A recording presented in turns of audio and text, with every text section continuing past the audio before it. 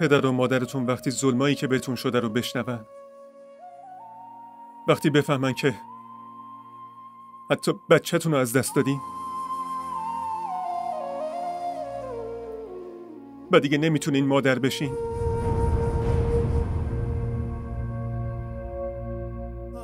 اون وقت ازتون حمایت میکنن، باهاتون همدردی میکنن.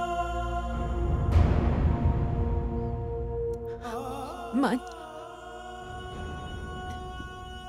یعنی دیگه نمیتونم مادر شم.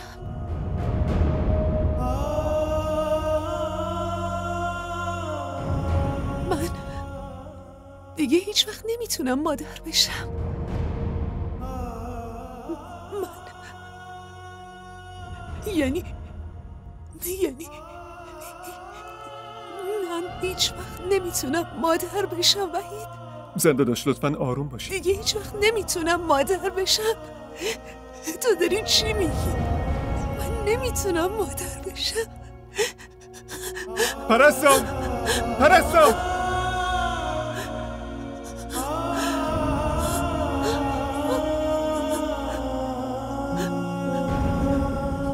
काली सी रात मेरे दिन आ गई, चली थी कहाँ से पिया कहाँ गई, आँख में आंसू लेके फिरूं, दर्द की बाढ़ आई मैं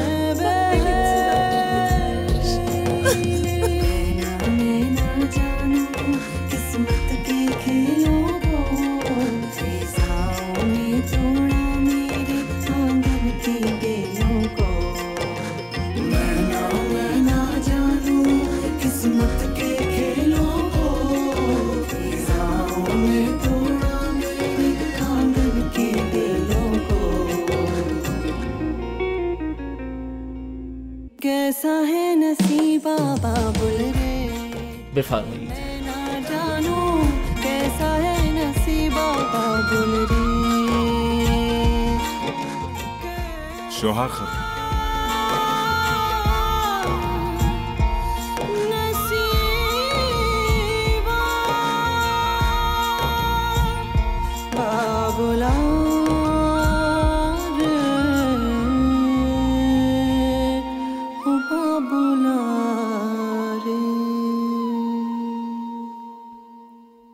زنده داشت.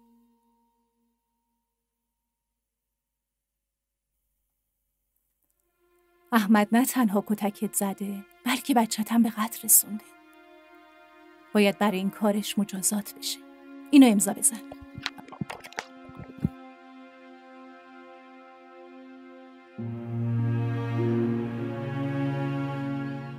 نمیخوام شکایت کنم. ولی زنده داشت. لطفاً اگه میخواین بهم کمک کنین پس منو بفرستین پیش پدر و مادرم. میخوام برگردم پیش خانواده‌ام.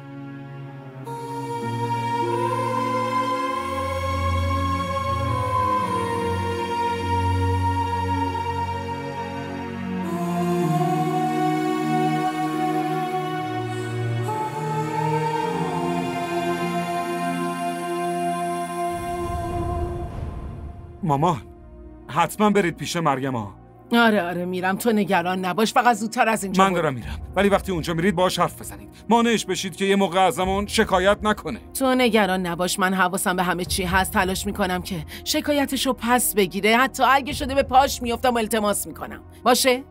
در ضمن یه چیز دیگه، اونجا جلوی ریحانه و جمال اصلا حرفی نزنی که باعث بشه اونا بهت مشکوک بشن. آخه مگه من دیوونم که به اونا چیزی بگم؟ فقط دارم بهت هشدار میدم، چون ریحانه خیلی زرنگ و زود همه چیو میگیره.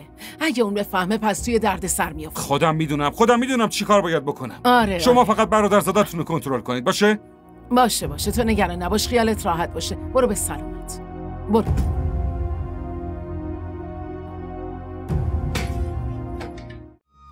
کانال ما رو سابسکرایب کنید. حمایت شما به ما روحیه میده.